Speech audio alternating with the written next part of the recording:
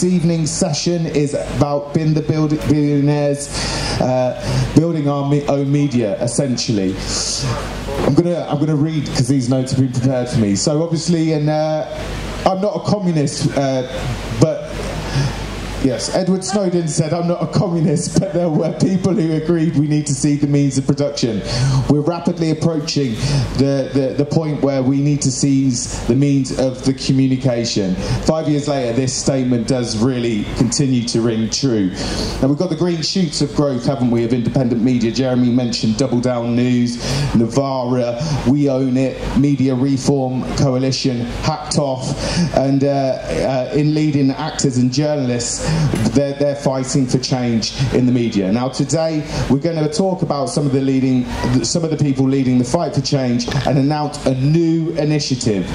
So without further ado, let's go through some of our panel. We've got fantastic Maxine Peake.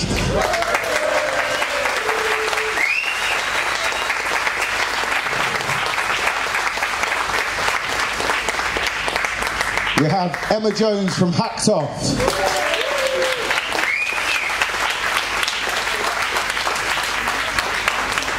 From We Own It, we have John Bosco. And of course, Gary Young.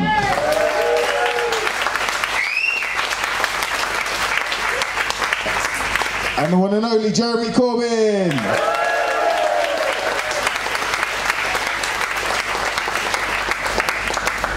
Now obviously today we are talking about the media, what's wrong with it and how we can change it. But on this note, peace and justice do have a big announcement to make. Today we are launching news clubs for the UK from tomorrow in what we believe will be a huge step in creating a media that works for the many and not the few. The problem we really have with the media is that those who own it, the billionaires, the corporate advertisers and the government decide what we talk about every day. They set the agenda. This means even when we win, we lose. When we win an argument about Meghan Markle or Andrew Neil, all we have achieved is ignoring the climate emergency, poverty, war, inequality and numerous other problems that we have to solve for yet another day. And usually we've got ourselves raging in the course of it. But that is enough from me. We'll move to our first speaker, who is Emma Jones from Hacked Off. Thanks for having us. Basically, the press will tell you that they're less powerful today. That's not true. Actually, more people now read newspapers than ever before. They just mostly read them online. News publishers reach 3 in 4 adults every single week. And the same old people are in charge, and the same old people are setting the same agenda. Research that Hacked Off's done shows that newspaper executives meet government ministers as much as every other working day. So that's the sort of conversations that they're having. That's the sort of relationship that politicians and newspaper executives have. It gives you a little bit of a clue as to what's going on. Now, we can't literally bin billionaire press owners, although given there's only, I think, 5 of them, they could probably fit in a bin, but we can't literally do that. So there are 4 big things that we can do, and that's what we campaigned on, and we think that there's some big issues that we can campaign for. Basically, we need more plurality in the press, we need diversity, regulation, and finally we need the reinstatement of Leveson Part 2, the public inquiry that was cancelled by the government, the public inquiry that was supposed to investigate the government.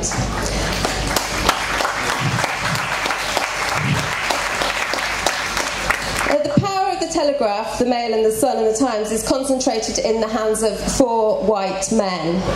Now that can't be right. I've worked for 2 of them, albeit 20 years ago, and since that time the people at the top of those organisations have remained the same. Nothing changes, and they essentially rule with an iron fist, and they do that for a reason, and that's so that they can stay in that position. So, as I said, we need more rules on plurality so that that doesn't happen, and to reflect the modern age and the people that they're supposed to be talking to, that they're supposed to be reflecting. The same thing goes in terms of newspaper diversity. The picture is very different from the world that the newspapers are meant to report upon. The NCTJ, that's the National Council for the Training of Journalism, recently found that 92% of journalists are white and 89% of those are degree educated. So that's a very small pool of people, essentially, that are being drawn from. And that hasn't changed again. I would say that's pretty much the same. In fact, it's probably less diverse than when I worked in newsrooms 20 years ago, certainly in terms of class, perhaps not in other ways. Many of the editors and the news desks I worked for were Oxbridge and privately educated, and to a certain extent, or to a large extent, that same goes for left-leaning papers such as The Mirror and The Guardian. It's unusual to be different. It's essential that we have reporters and editors from working class and ethnic backgrounds, of course it is, so that they can communicate to everybody in society, in particular the marginalised. The other thing that we crucially need is regulation. It might sound like a bit of a boring subject in a sense, but independent regulation for the press is essential. Almost every other similar industry is regulated, even broadcast media is regulated. But the newspapers, they think that they're above regulation.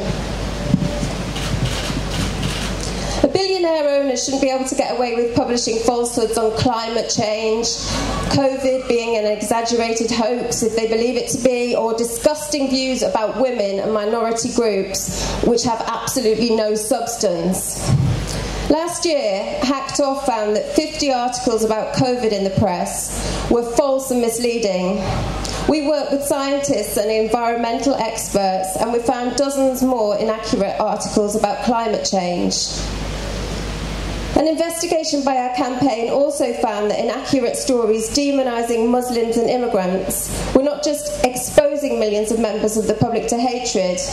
These racist stories were then picked up by white supremacists and circulated as propaganda on their websites, known to be used by violent neo-Nazi terrorists.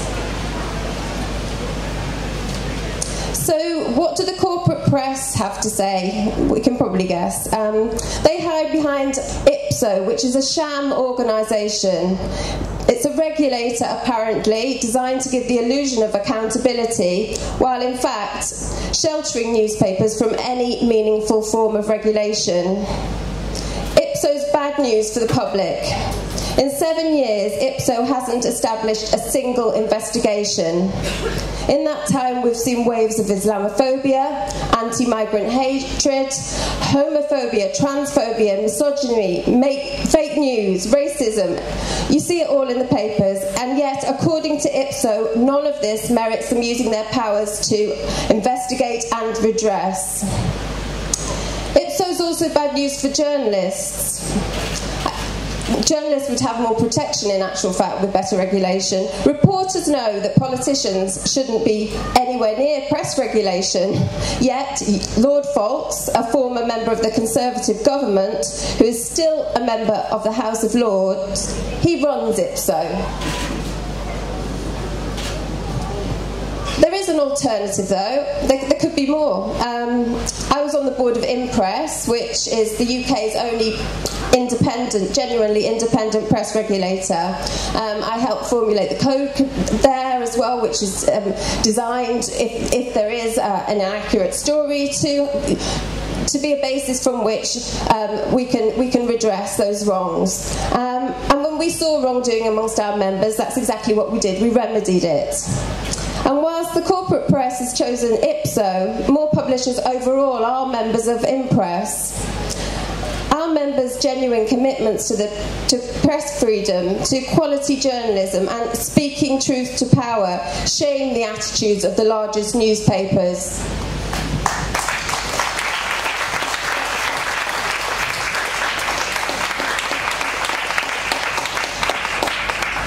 The reality is, until all the largest publishers join an independent regulator, journalists, readers and the wider public will all continue to be let down by them.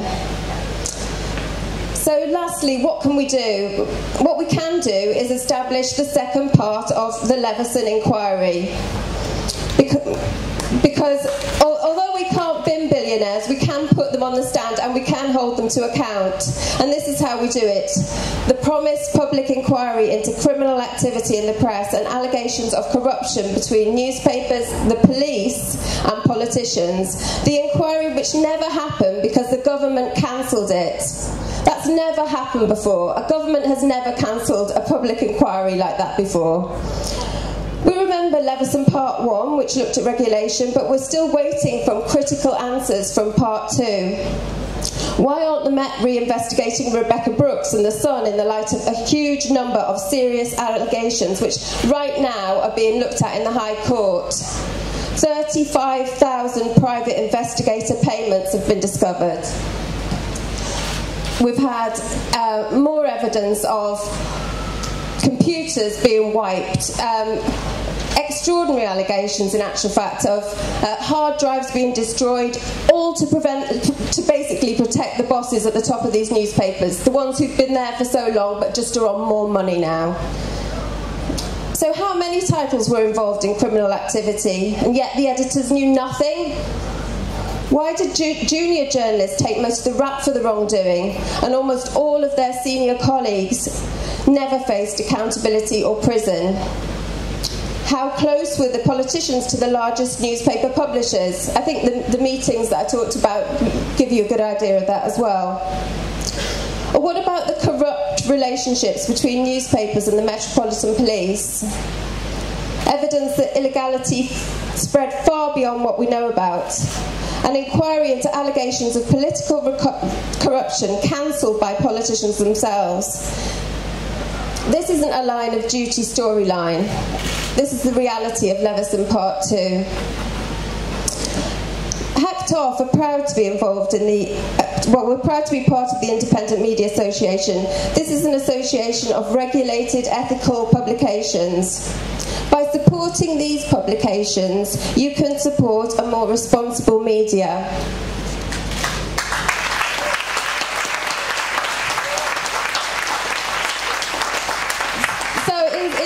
The critical things that we can do to fix our broken media are greater plurality and newsroom diversity, independent regulator for the largest newspapers, and Leveson Part 2.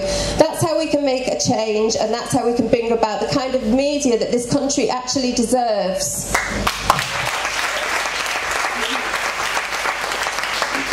So I hope you'll consider joining our campaign at hackinginquiry.org and following us on Twitter as well, where we're at Hacking Inquiries. Thanks very much.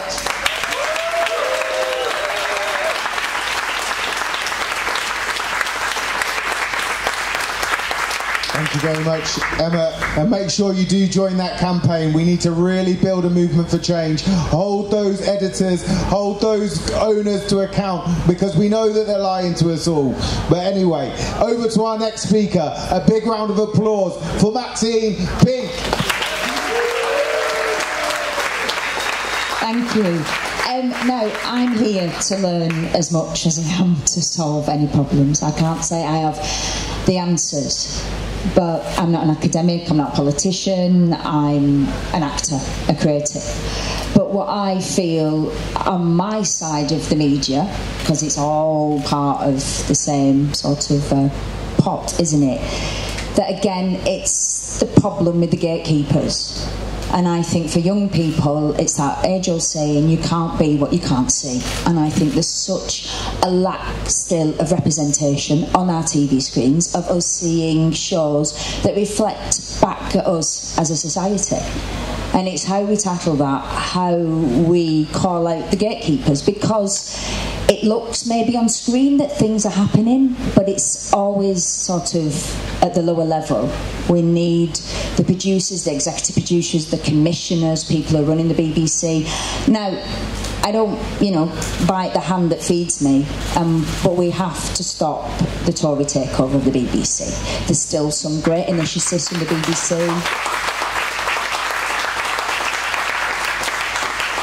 They still do encourage young writers, young actors in small ways. And if we lose that, then where else is going to do that? Nobody takes risks anymore. The BBC should not work on viewing figures. It's a service. Should be a public service for us all. It shouldn't matter how many people watch it. There should be something for everybody. And as we now know, we've slightly been overtaken by the heritage drama model as right, Julie? We've got so many dramas about the royal family, so many dramas about our sort of, aristocracy and gentry, and it's how our society is being reflected back at us. What are they telling us with this? What are they saying? Why are they constantly trying to keep us in our place? I don't understand. Well, we do understand why there's a constant outpouring of these sort of heritage royalty dramas. It's the great old Britain of back in the day, but that doesn't represent us. And again, I understand television and film is entertainment, but how do we stop? The only power I have as an actor is to say no to roles. I have little other power, really. You start to realise you're going very naive and green, thinking, I'm going to change the world. Unless you're like Julie Hedgeman-Dash and start a theatre company. You start Take Back Theatre. And I think, for me, it's about teaching young actors. It's actors as activists. When I speak to young actors at drama school, which I think now drama school is maybe the model that needs to be reshaped and we looked at 3 years. Who can afford now to train or study anywhere for 3 years? People from backgrounds like us. Who can do that? So I think there's a real, there's got to be a concerted effort of, what is an artist now? You don't just have one discipline. And I speak to young students at drama school and they will say, but we will be the business. When we leave, we're the business. And there's a few times, I'd sort of go, oh God, that's so naive, it's not going to happen. But actually, that's my ignorance. And I do really believe that the next generation now, they can own it. There's ways of, we need a People's Assembly TV channel. We should be making our own dramas, our own comedies. How do we do that? We need to rob a few of those billionaires. I do understand that. So if anybody's got a tank or an armoured car or there's a little, we can sign up at then. Anyway, I'm wittering on, but just to say, I'm here to learn, and I hope this discussion I can go away feeling inspired, as I know you lot will have some fantastic ideas. Thank you. Oh, thank you.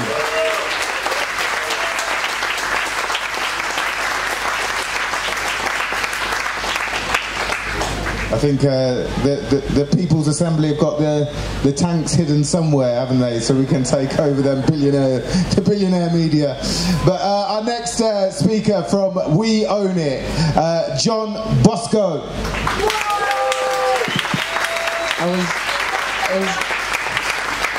I was actually hoping you were going to try to say my surname. Hi everyone, I'm John Bosco Mwobo. I am campaigns officer at We Own It, and quite the contrary, we're not a media organization. We are not for-profit. We are a non-profit organization that campaigns for public ownership. I thought I'd use the opportunity to sneak that in somewhere in case that people here wouldn't know who We Own It is. And we think that there is an important public ownership element to the question of media independence in Britain. Of course, we are extremely lucky, although of course we don't often realize that we have two brilliant, for all intents and purposes, brilliant media outlets that are publicly owned, the BBC and Channel 4. And we often criticize them when they do things that we believe are wrong, and when they are biased. And of course, the government also does criticize them, the difference being that they have a lot more power to do something about it, and they tend to do something about it, right? They appoint their friends and donors to very important positions in those organizations who just change it from the inside. I think that from our point of view, we don't have power, let me put it that bluntly. What we need to be thinking about doing is, number one, protecting the BBC and kind of preventing it from going all the way in the direction of privatization. And the risk of that actually happening exists. It's not theoretical. They're trying to privatize Channel 4 right now, right? And I think there is a very good chance we could win that fight. But if we are stuck in that kind of continuum of being opposed to Channel 4 because we saw something in their news coverage of Jeremy Corbyn that we didn't like,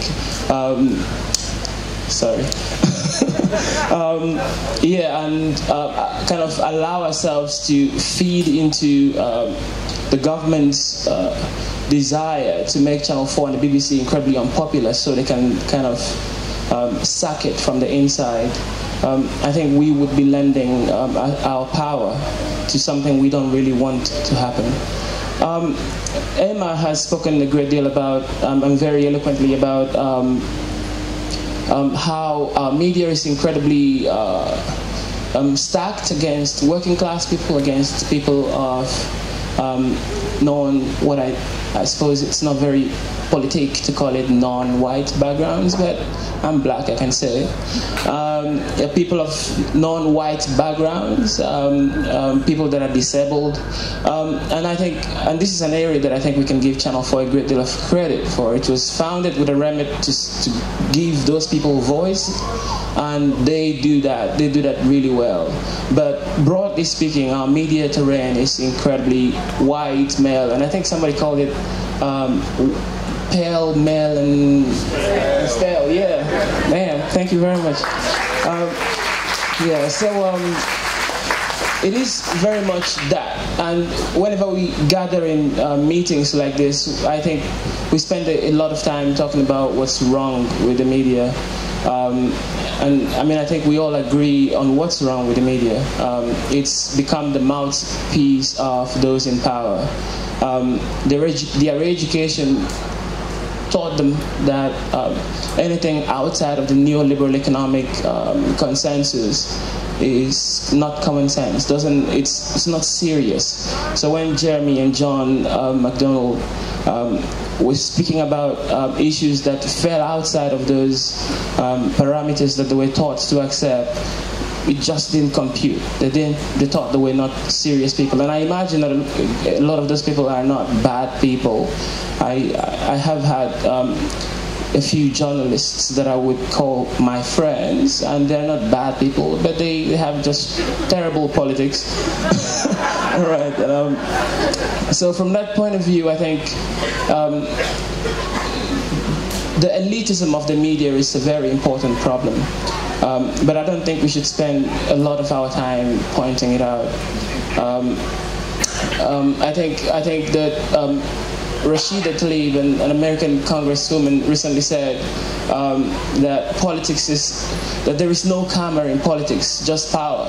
And when I was thinking about it, it reminded me of how the media spent 3.5 or 4 years convincing the whole country that one of perhaps the foremost anti-racists in Parliament was a racist, right? And there is no recompense, right? There will never come a time when everybody in this world agrees that Germany is a resolve not to allow the conservatives and not to allow the people who define themselves as anti-wokeness.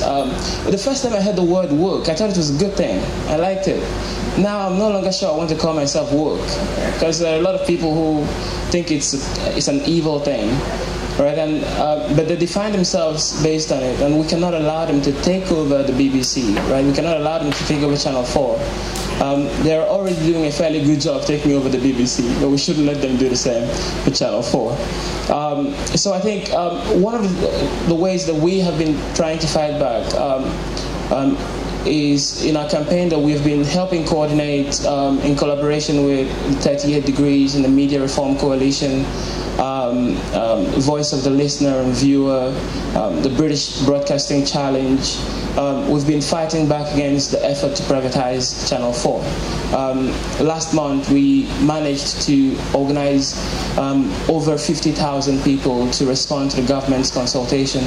And of course, there is no guarantee that they'll actually pay attention to what these people say, but at the very least we've been able to demonstrate that people are paying attention, and I imagine they were hoping that people were not paying attention so they could sneak those things through.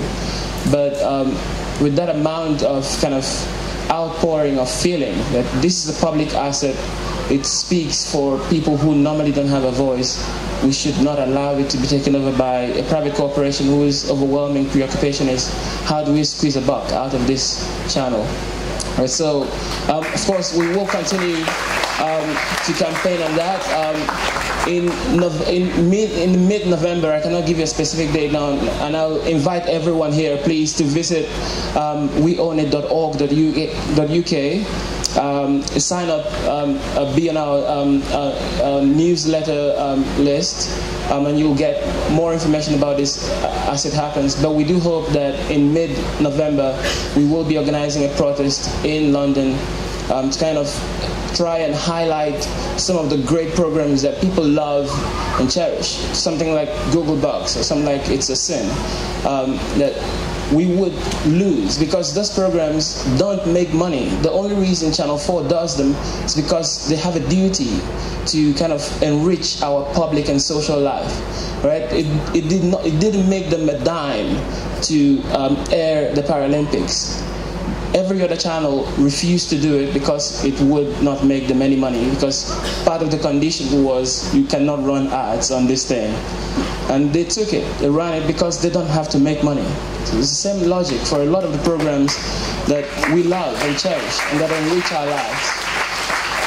So we will try and use this day to highlight those programs, and of course we will continue to put pressure on MPs, to put pressure on the new Culture Secretary, who of course is as anti-woke as you can find in the Conservative Party.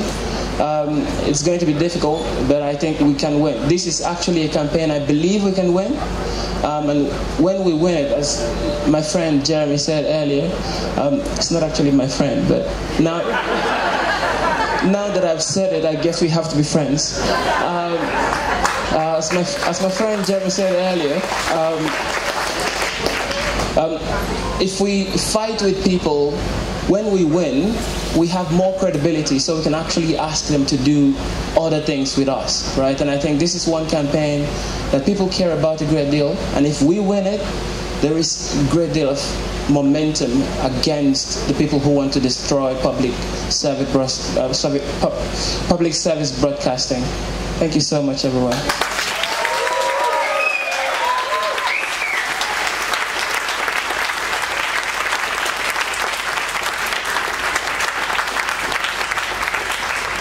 Please make sure you support that campaign, and what an important message I think to leave us all with. Good will not always happen unless you fight for it. I think that'll stick with me this evening, so thank you. Our next speaker, I mean, is actually a hero of mine in terms of journalism. You know, as a younger black male, if it wasn't for Gary Young in the media writing about things that was going on, I think it would have seemed much darker than it is. But Gary Young, thank you.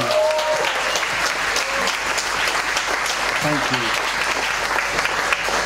I mean, first of all, I want to echo what John Bosco and Maxine said, that we, on the left, we rightly dream that a better world is possible. But while we're dreaming that, we also have to recognise that a worse world is possible. And because a worse world is possible, we have to defend sometimes the imperfect. And the BBC and Channel 4, they are imperfect. They are sometimes worse than imperfect. But it could be worse. And so we have to be strategic about how we fight our struggles. Now, I'm just going to give a couple of brief examples of what it was like on the inside being a journalist. And two stories that stand out. The first was the first by-election that was fought while Jeremy was leader, which I think was in Oldham. And it was said in my company at a meeting, in my personal company, not in my actual company, I don't have one of those, that, well, if he loses, it's curtains for Corbyn. Actually, if the vote goes down, it's curtains for Corbyn. And I said, what if the vote goes up? And they said, well, nobody is saying that. And I said, well, I just said it. What if the vote goes up? It hasn't happened yet. And this was dismissed. And then the by-election happened. And the Mirror, in its first edition, before the vote had been counted, said a night of woe for Jeremy Corbyn. And then the votes came in, and the vote share had gone up, and the majority had gone up. And then they said, well, he's a good local candidate. That's why. It's got nothing to do with Jeremy Corbyn. And I said, so then Jeremy Corbyn is a witch from the 18th century, and if he drowns, he's not a witch, and if he floats, then he's a witch, and we burn him anyway. There is no way for this person to win in the framework that you have set out. He will always be bad. The other one was in the run-up to the 2017 election, when hundreds of people, maybe more, were gathering in certain places and shouting Jeremy's name, and he would show up, and lots of enthusiastic crowds would gather. And I said, I'm not saying that this means that Labour will win. I don't know if these people will vote. I don't know who they are. I don't know what's going on. But it's interesting, isn't it? And it behoves us as a news organisation to find out what is going on. Actually, exactly the same things that I said about covering the Trump election. It's no good just dismissing these people as being ridiculous. We have to find out who they are and what they want. That's our job. That is our job. Not to predict the outcome, but to describe the world that we live in. And one of the things that really did stun me, it didn't stun me that the papers would be hostile to a left leader of the Labour Party. That didn't surprise me. But what did surprise me was the chronic lack of curiosity. The absolute abject failure of the basic principles of journalism to go there, find out what happened, and then tell people the truth. That's the thing that they kind of almost couldn't do. And there's a reason for that. Actually, there's a few reasons for that. But one of the things that's, I think, important to understand in this is that it's much more sinister than anybody telling you not to write something. Of course that does happen, but actually it's so much more sinister than that, because they don't have to tell you what to write or what not to write. You know what will be accepted or won't be accepted. It's the Steve Biko phrase, there is nothing as powerful in the hands of the oppressor than the mind of the oppressed. And so they don't need... There were no orders, or you know what, I'm sure there were at some organisations, but there didn't need to be any orders to trash Jeremy, because it was known, it was understood. And you have to understand, when it comes to newspaper columnists, there's a higher percentage of newspaper columnists who went to private school in Oxbridge than there are people who went to private school in Oxbridge that are in the Lords, in the House of Lords. That's how elitist that profession is. So if you have someone who is arguing about austerity, about cuts on the poor, about housing and the challenges of housing, about people who are on free school meals, about kind of internet poverty, these people have no experience of any of that. They operate in this fetid ecosystem where they talk to each other. The people who are running the country and the people who are covering the people who are running the country are effectively the same person. And that is the state of the crisis that we're in when it comes to journalism. Now, just two more very brief points. The first is that even as I was going to say profits are going up, but actually kind of that whole industry is in crisis precisely because of the internet. But their credibility is going down. And their credibility is going down precisely because of things like the 2017 election, where pretty much the entire media went one way and the British public went in the opposite direction, which proved that they were not as powerful as they thought they were. But then they came back, reinforced with extra vigour, this time taking Jeremy seriously and therefore taking themselves more seriously, and were far more effective. Effective, but not credible. That the credibility of the British news media keeps on going down. But the other thing that is important to understand, as someone who was on the inside looking out for the most part, is that you are much more powerful than is given credit for. That you, people, change the debate. That they can't tell us what to think and what to do if we won't do it.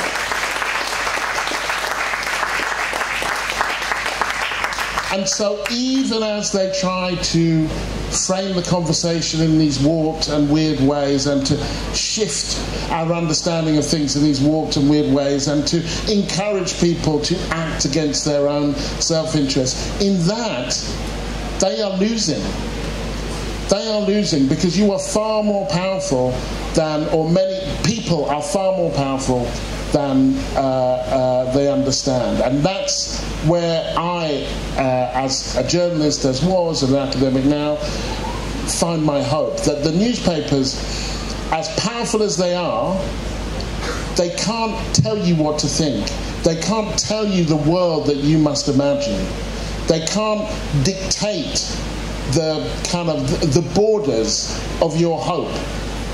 And they've failed time and time again. That's why we're still here. That they have failed time and time again, which doesn't mean that we've won, but it also means that there is everything to fight for. And if you don't fight, you can't win. Thank you.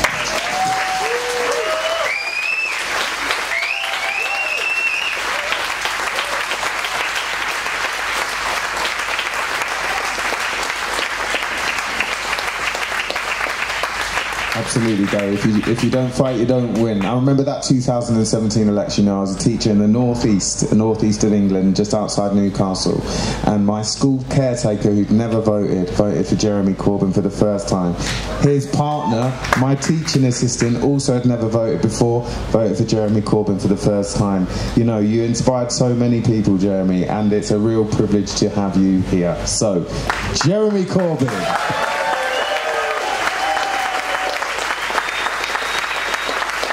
Have been made, and then move on to what we can actually do about it, because that has to be what we do next and how we go forward.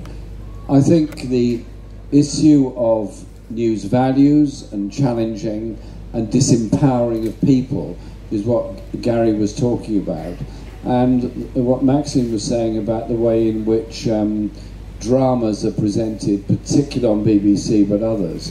I mean, how many young people have been brought up thinking the sort of Jolly Japes history of Britain from 1910 to 1960 was sort of somewhere around Downton Abbey, and it was all Jolly Japes of what was going on upstairs, and they were having big dinners together, and they hardly mentioned the downstairs dozens and dozens of people in appalling conditions working very hard for damn all money.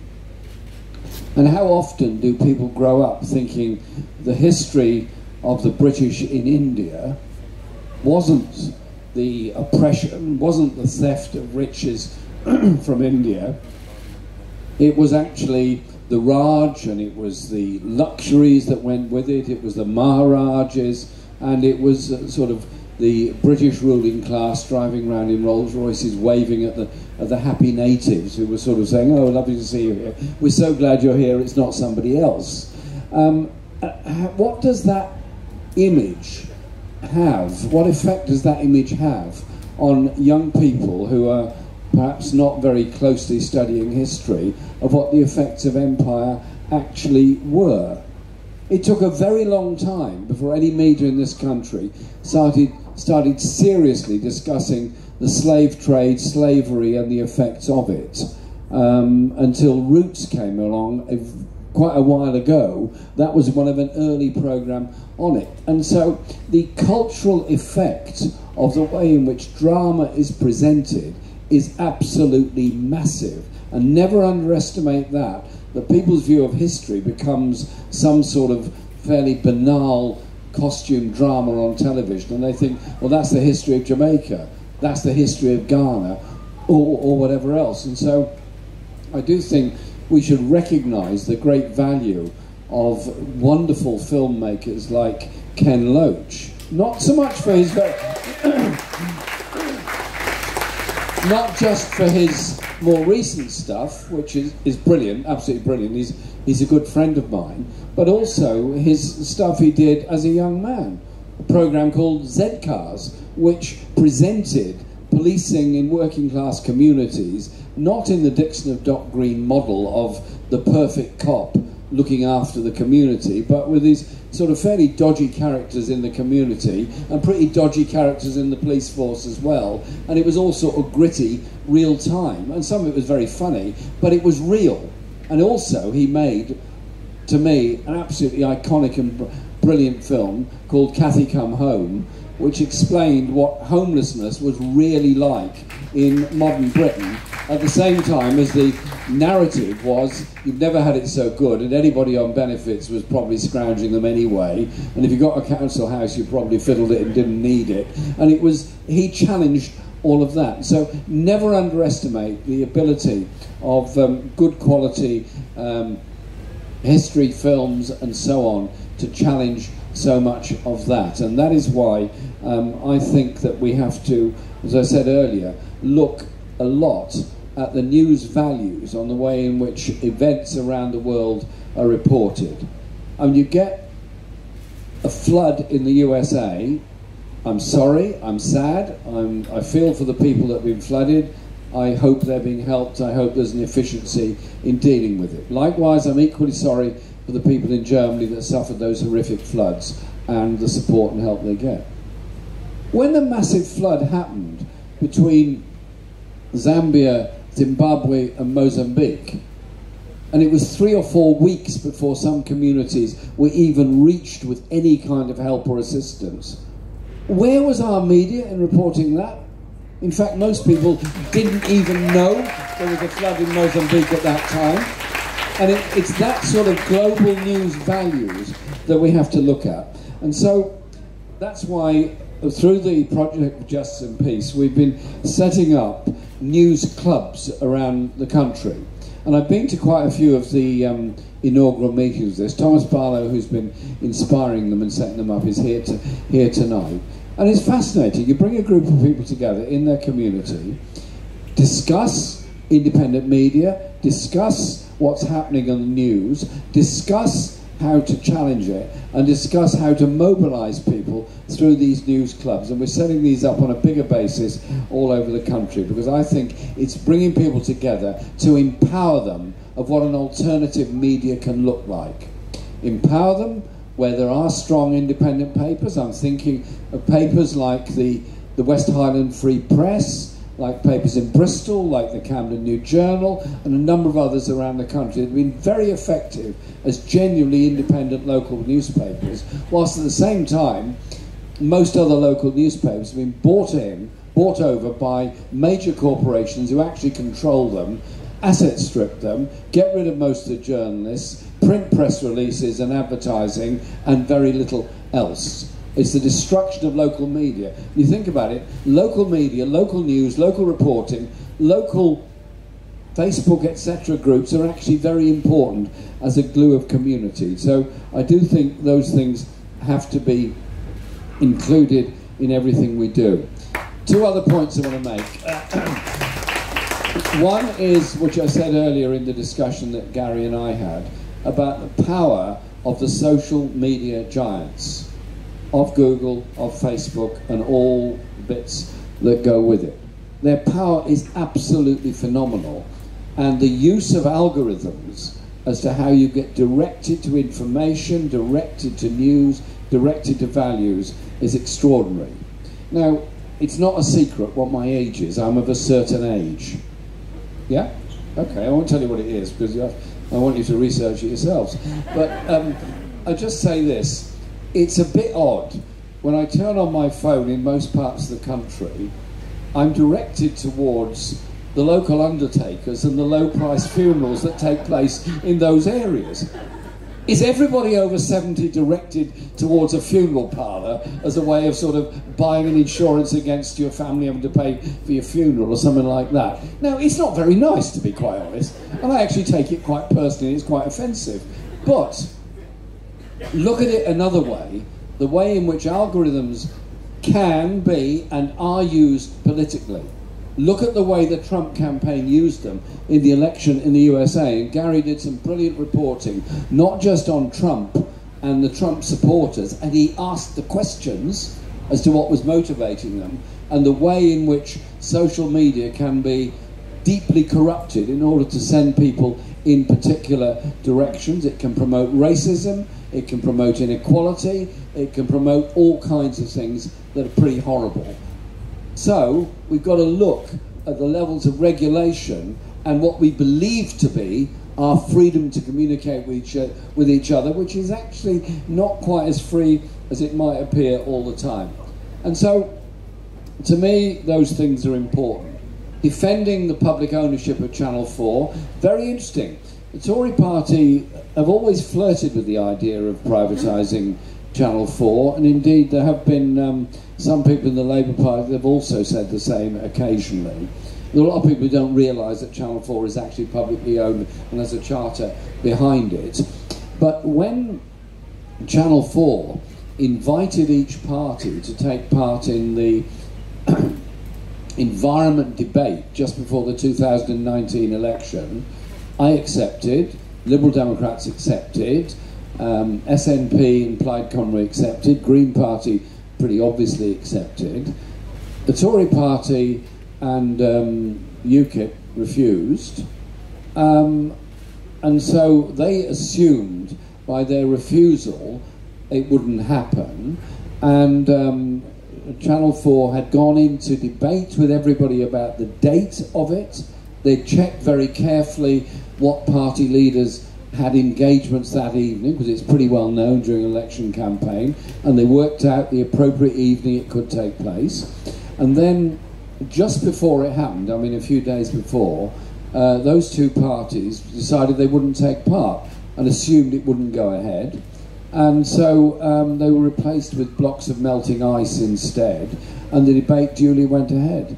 At that point, the Tory party went into hyperdrive about the need to privatise Channel 4 because of the perceived embarrassment to Boris Johnson. I'd have been very happy to debate the environment with Boris Johnson, debate it with anybody. And so I think fair play to Channel 4 for going ahead with it on that occasion, on that day. And the last thing is on the BBC. Now,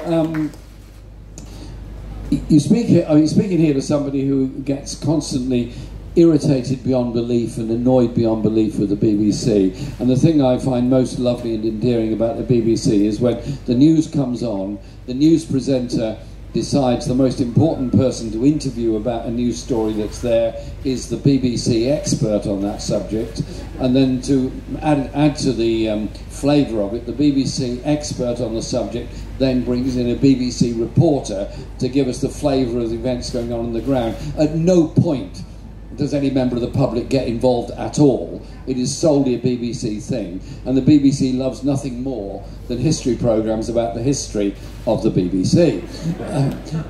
But, and I say this as a big but, it is a public service broadcast. It is supposed to educate and entertain and inform. That is what the Charter said.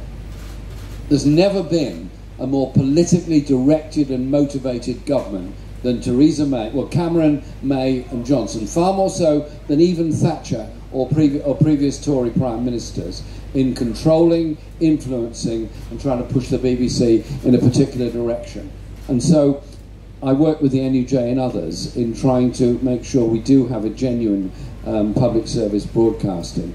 Because if we lose it in the way the US lost public service broadcasting, and essentially the basis of news in the USA is Fox News and the values that go with Fox News. That is where we're heading. So it's up to us to defend those bits we've got that are genuinely independent, but above all, to promote an independent media and provide platforms for each other. So when Double Down News, when Byline, whatever else, have got something interesting going on, film of an event or something like that, share it so we can all follow it. That way, that ability to communicate with each other will grow, and the strength of our campaign against the economic orthodoxy of poverty, inequality, austerity, privatisation, all that economic orthodoxy, which is redistributing power and wealth in the wrong direction,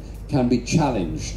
But it's not going to happen unless we think seriously about this. And the idea of these news clubs is to bring people together to creatively develop those alternative sources. And I hope you will join in them and make sure they're successful. Thank you.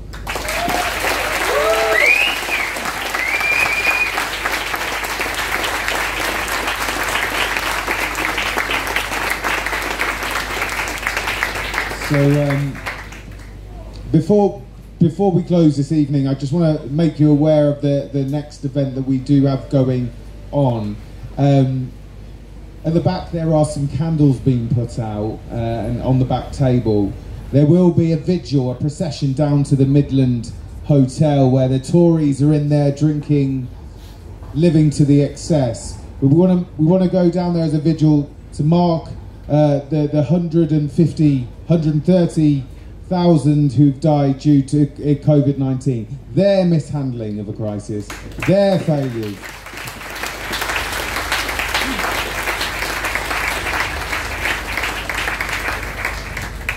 So please make sure that you get involved with Peace and Justice Project, involved with the news clubs. Please, let's collectivise, let's take control, let's get democracy in our media, but not just in our media, in our communities and workplaces. A huge, huge thank you to Maxine, to John Bosco, to Gary, to Emma, and to Jeremy Corbyn. So thank you all.